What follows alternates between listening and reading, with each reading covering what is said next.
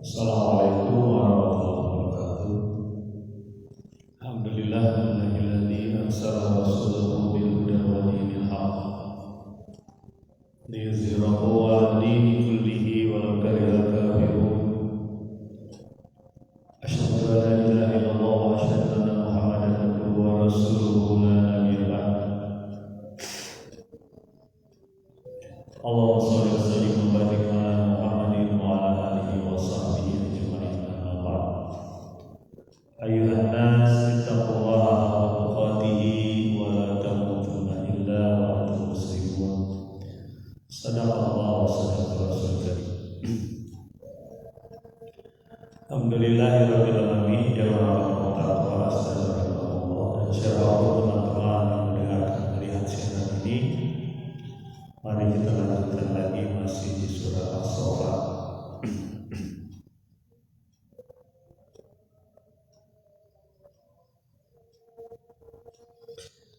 Kita sudah sampaikan bagaimana Yunus alaihissalam ditelan ikan, kemudian dia juga bertasbih sehingga Allah mendengar tasbihnya, kemudian dimuntahkanlah dari perut ikan tersebut, lalu ditumbuhkan sejenis tanaman lampu. Yunus alaihissalam pergi melihat kebandelan dari kaumnya yang tidak mau menerima seruan dia. Setelah Yunus pergi, mereka pun bertobat, mungkin sebelum atau sesaat sesudah Yunus pergi. Lalu kemudian Yunus diutus ke 100.000 orang bahkan lebih, menjadi pengikutnya, dan selamatlah kampung tersebut dari azab Allah Subhanahu wa taala. Dan Yunus tetap dibela oleh Allah Subhanahu wa taala.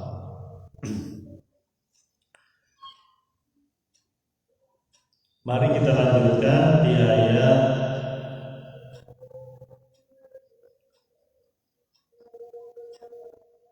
yang ke-149 surat As-Saffat. Surat As-Saffat ayat 149. Bismillahirrahmanirrahim. Fastaftihim ali rabbikal banatu wa lahul banun.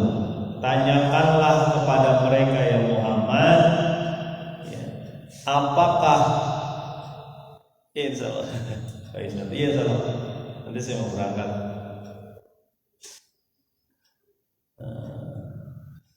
Salam kan berangkat Pak Isan. Saya di Bekasi, tanyain. Apakah bagi Allah, bagi Tuhan, itu anak perempuan, dan bagi mereka anak laki-laki? Ini Nabi Muhammad SAW sekarang pembicaraannya di sini tuh berganti. Tadi menceritakan tentang nabi-nabi sebelum Nabi Muhammad SAW.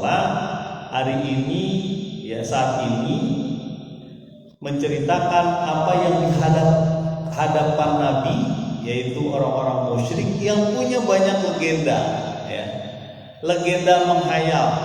Apa legendanya? Di antaranya adalah legenda tentang bahwa Allah punya anak perempuan.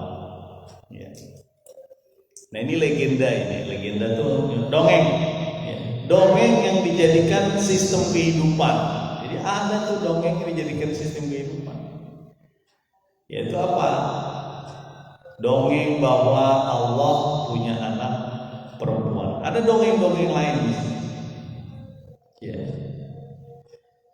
Nah dongengnya adalah malaikat adalah anak-anaknya Allah.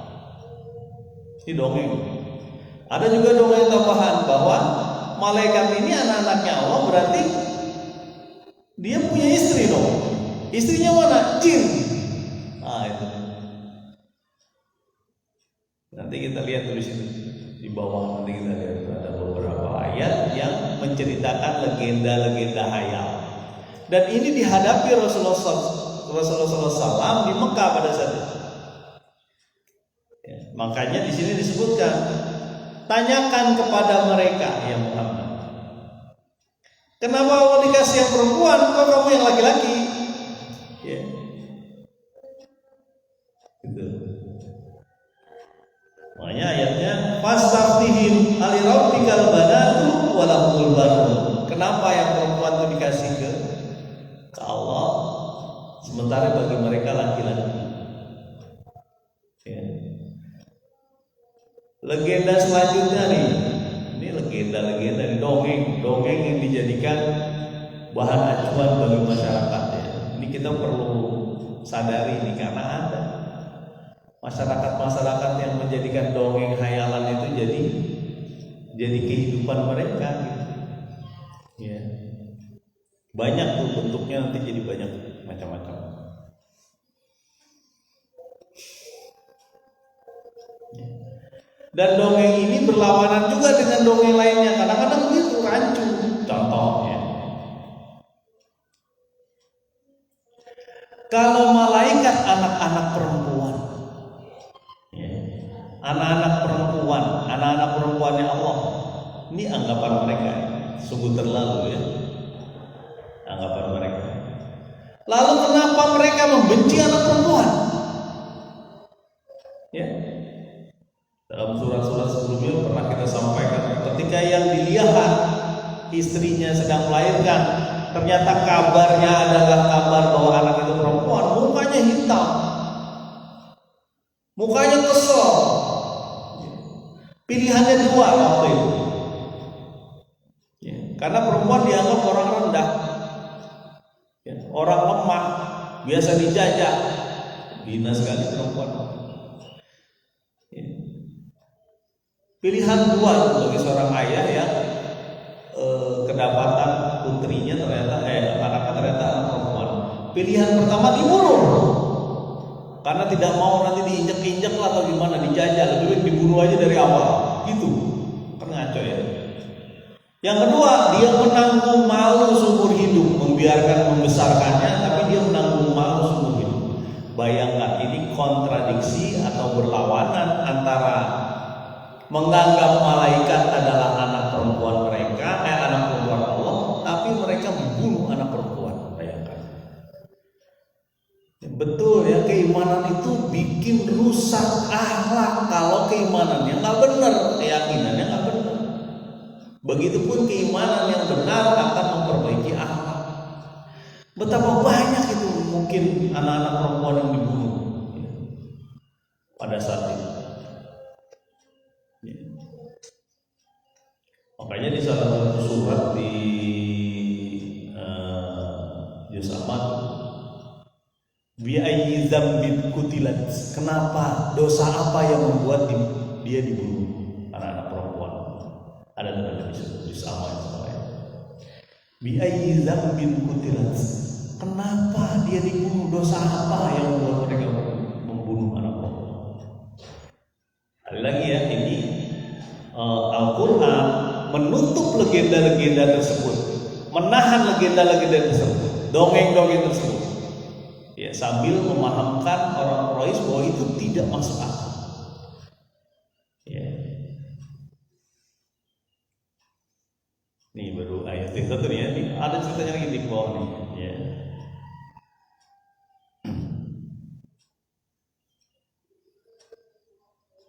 Am khalaqal ayat selanjutnya ya, ayat 150. Am khalaqal malaikata inatsan wa hum syahidun. Apakah ya, kamu melihat, ya, Anda melihat penciptaan malaikat berjenis kelamin perempuan, inatsan, seakar dengan unsa. Jadi bahasa lainnya, emang kamu ngelihat Allah menciptakan dia jadi perempuan gitu? Emang kamu tahu bahwa malaikat itu ada gendernya, ada laki, ada perempuan, malaikat perempuan, malaikat laki-laki. Ya. Ini banyak di sebagian manusia yang punya keimanan terbolak-balik. Di antaranya nih kafir Quraisy. Dan mungkin ada keyakinan lain yang gak masuk akal di dunia. Dan keyakinan itu akan menggerakkan hal-hal lain. Ya.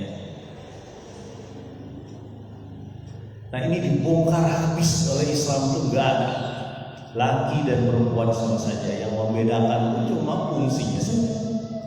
Tapi dia bisa menjadi takwa, dia bisa mendapat derajat yang tinggi.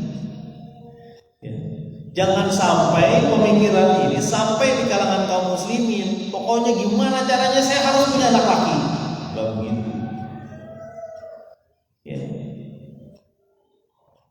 Kalau gembira boleh saja.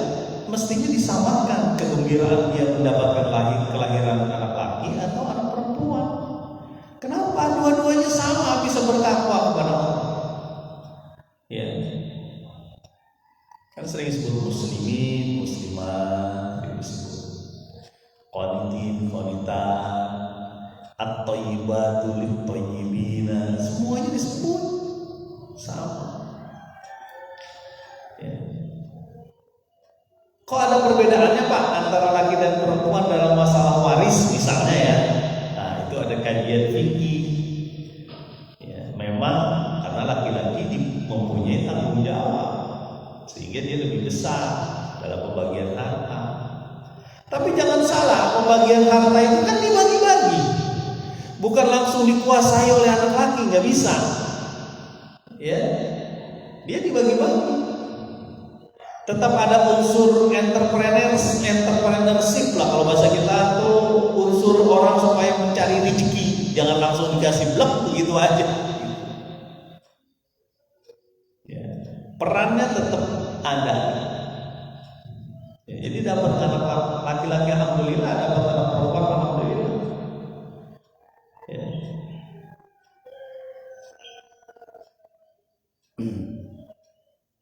Jadi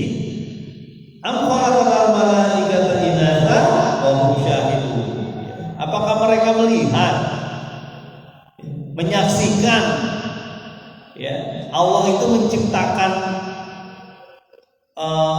malaikat berjenis kelamin perempuan. Ini sambil berusaha untuk meluruskan, ya. Meluruskan apa? Meluruskan pemikiran-pemikiran kafir Quraisy pada saat itu. Emang kamu melihat Allah itu bikin menciptakan malaikat perempuan? Ya. Jenis kelamin itu hanya ada di manusia, di hewan, di tumbuhan. Gunung ada nggak jenis kelaminnya gunung? Batu itu ada jenis kelaminnya? Gitu kadang-kadang itu ya sifat-sifat Allah atau sifat-sifat Tuhan itu berusaha disamakan dengan makhluk. Ya kan banyak tuh ya, ada Tuhan, ada orang-orang yang menganggap Tuhan ini wajahnya kayak gini, kemudian ciri-cirinya begini. Ada ciri-ciri yang saya ingat ya. Di surat Al-Ikhlas itu ukuran dia layak disebut Tuhan, disebut Allah, ya. Bahwa dia tidak lam yalid wa lam yulad wa lam yakul lahu kufuwan ahad, tidak ada satu pun yang serupa dengan dia. Kalau ada yang serupa dengan dia, tidak layak disebut Tuhan. Tidak ada, tidak layak. Karena serupa, kalau serupa berarti banyak Tuhannya. Kebayang oleh kita itu kalau di rumah kita ada 2 bapak, ya pasti itu ribu, ya. Artinya 2 orang yang menguasai di satu rumah pasti ribu. dua presiden gitu ya. Gimana kalau dua presiden dalam satu negara? Dari sisi logika manusia itu nggak mungkin. Raja itu harus sendirian, namanya raja.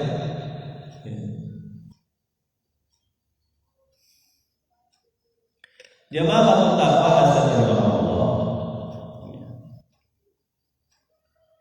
Ala innahum min ifkihim la yaqulun waladallahu wa innahum lakadzibun. Benar-benar ya, sesungguhnya mereka melakukan kebohongan dengan perkataan. Apa perkataannya? Ayat selanjutnya, ayat 152. Waladallahu, Allah mempunyai anak. Wa innahum lakadzibun, dan sesungguhnya mereka adalah berdusta. Jadi ini diingatkan nih mereka ini. Ya. Salah satu pokok permasalahan rusaknya bangsa Quraisy adalah ketika dia menyatakan Allah beranak. Ya. Dan banyak yang rusak bangsa-bangsa itu begitu, ketika menyatakan bahwa Tuhan itu punya keluarga gitu. Tergantung nanti. Nanti kalau anaknya nangis gimana? Lintalon Pak. Kayak gitu. Jadi salah satu permasalahan utama akidah ya, di Quraisy pada saat itu ya adalah menganggap Allah punya keluarga, Allah punya anak, berarti Allah punya istri, berarti Allah punya besan, ya. Punya mertua dong. Gimana? Ya. Wa innahum lakadzibun. Ini omongan-omongan kebohongan mereka, kedustaan mereka. Dari dasar itu dibangun tatanan masyarakat yang rusak. Ya, makanya Nabi SAW terus membutuhkan waktu hingga 13 tahun kurang lebih di Mekah, menguatkan masalah akidah keimanan, dan ayat-ayat Makkiyah itu umumnya masalah akidah keimanan sambil menghancurkan akidah-akidah yang rusak dari mereka. Allah punya anak Pak. Ya, anak-anaknya siapa tuh? Malaikat, perempuan. Ya. Kadang-kadang saya juga suka ini nih ngelihat apa ya, sebagian itu kayaknya terhina sekali perempuan. Contohnya apa? Sosok setan itu digambarkan banyak sekali yang perempuan itu, ya kan? Ya, kita lebih familiar dengan kata-kata apa tuh horor-horor gitu ya, hantu-hantu itu berwujud perempuan kan? Udah panjang Pak. Ada juga hantu yang laki-laki. Itu juga legenda, dan legenda itu dijadikan film, dijadikan cerita, bahkan dijadikan sumber ekonomi. Ya, tuh danau itu punya penunggunya cewek tuh, ratu. Maka kita harus berikan sesuatu buat dia supaya kita aman. Penyakit. Bahkan dijadikan ini ya, dijadikan sarana wisata kebudayaan. Ya, danau ini, sungai ini, ada acaranya macam-macam. Laut ini, gitu ya. Jangan pakai baju itu. Kalau di situ pasti mati, diambil sama ratu ini. Ya, ini bentuk-bentuk legenda akhirnya menjadi kebiasaan. Ya. Tidak cuma itu, bahkan menjadi sumber rezeki yang jelek ya. Sumber kehidupan, sumber ekonomi, bahkan sumber pendapatan asli daerah. Alhamdulillah. Jadi pendapatan pembangunan dibiayai oleh salah satunya sumbernya itu. Ya. Makanya waktu ke salah satu, saya pernah datang yang ke arah timur sana, di makam salah satu pahlawan. Ya. Mungkin saya pernah sampaikan ya. Ada patung patung pahlawan itu lagi bersikap gini, bukan bersikap, mengangkat kaki gitu. Depannya itu sepatu, ya. Patung warnanya hitam patungnya, tapi ujung sepatunya itu warna putih, putih-putih kehitaman itu. Saya perhatikan kenapa dicatnya berbeda gitu, kira-kira begitu lah. Kenapa ini warnanya putih depan? Saya perhatikan ternyata itu diusap-usap sambil berdoa di situ. Diusap-usap patung itu sampai warnanya lecet gitu jadi putih. Ya sempat tanya tuh, sambil saya video, ibu ngapain bu? Wah mukanya berubah. Tuh itu penyakit. Masih ada nggak di Indonesia? Ada, orang saya nyaksiin sendiri pakai mata kepala saya. Saya nggak sebut ya di mana kepala. Nah, jadi jangan sampai kita ini terbawa dengan gaya-gaya itu. Akhirnya, kita ngikut yuk ke sana yuk. Di sana kita melakukan ini kan duit dikeluarkan, uang dikeluarkan, pakaian juga perlu yang baru mungkin atau berbeda. Kemudian memberi sesuatu buat penunggu makamnya, macam-macam yang menjadi duit. Cuan itu gara-gara itu. Makanya akidah yang rusak itu menghasilkan ekonomi yang rusak. Ya. Keimanan yang rusak menghasilkan tatanan kehidupan masyarakat yang rusak. Ya. Itu sudah menjadi acuan. Semakin rusak keimanannya, semakin rusak tatanan ekonominya. Pak, kok kelihatannya mereka asik-asik aja, kok sejahtera aja. Sejahtera tapi makan orang. Sejahtera tapi makan orang. Nah, itu lahir dari iman. Kita lihat lebih lanjut bagaimana legenda-legenda dongeng-dongeng yang menjadikan Quraisy itu musyrik. Jadi kita harus ini juga ya, sensitif nih untuk hal kayak gini. Jangan-jangan hal kayak gini ada juga di zaman kita gitu. Ya, kayak tadi ya saya lihat dengan mata kepala sendiri. Ya, walaupun model kayak menyerahkan sesuatu ke laut dan semuanya saya belum pernah lihat dari dengan mata kepala, lewat TV aja atau lewat media aja.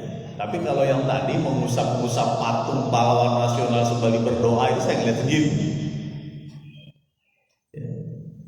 Mudah-mudahan bermanfaat. Subhanallah wa bihamdika asyhadu an la ilaha illa anta astaghfiruka wa atubu ilaik. Assalamualaikum.